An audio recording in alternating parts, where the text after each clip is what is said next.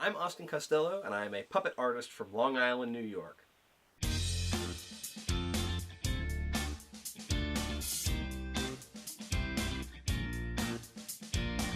As a child, I was a Muppet geek.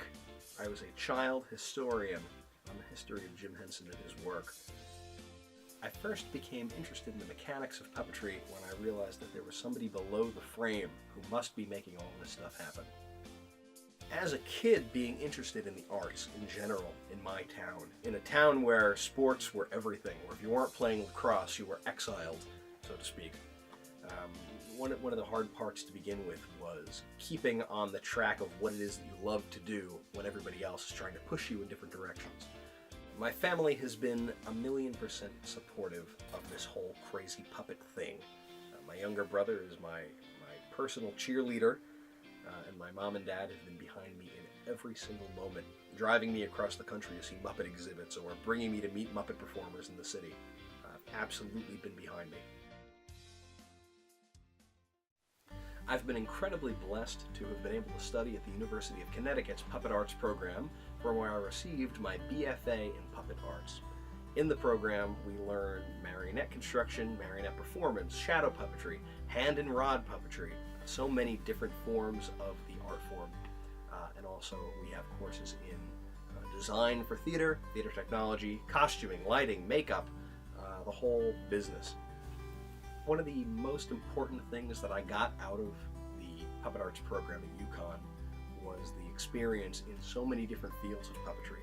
Before I went, I was a total Muppet geek, but I've since seen the light of more forms of puppetry and have been converted into a full-on puppet artist with a little bit of a love for every style that's out there. The biggest question that I get about my puppet career is what it's been like on Sesame Street, where I've worked only a few days here and there in the past couple of years, but I am now apprenticing on the show. When I was about 13 years old, I came to meet the Muppet performers, Martin Robinson and Leslie Carrera, Kevin Clash, who was Elmo at the time, and many of the other major Sesame Street puppeteers. Working on the show has been an absolute childhood dream come true. That is the catalyst for me getting into puppetry, was to work on Sesame Street. It's been an incredible gift to have been given the opportunity to work on the show a few times, even in bit parts. But having a childhood dream that's coming true is a really incredible feeling that I'm incredibly blessed to have fulfilled.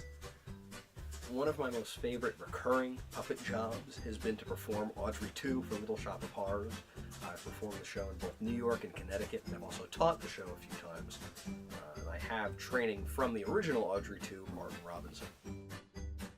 I work at Long Island Children's Museum as the assistant to the theater manager and also as the resident puppet artist.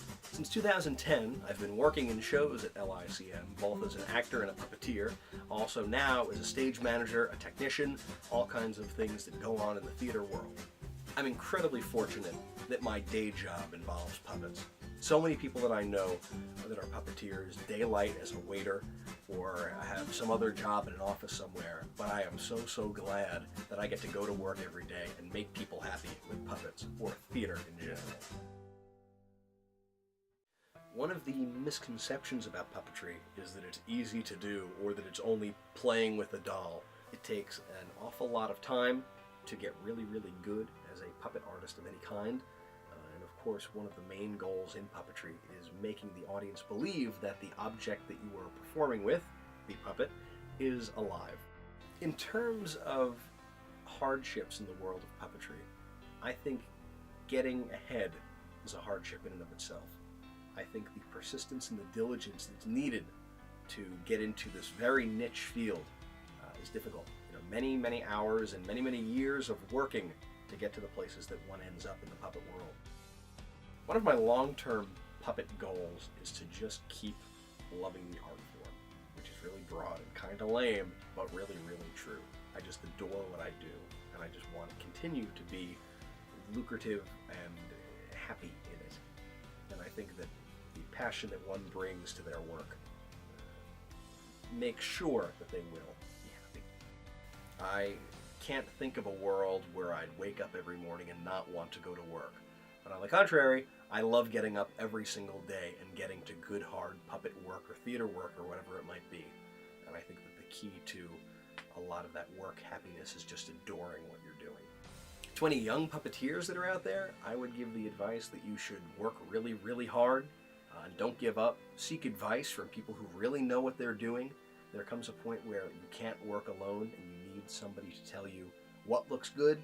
Puppets don't work in a vacuum. And you really should just keep loving what you're doing. Don't give up. It's not easy, but it's fun. And you're going to make somebody happy someday.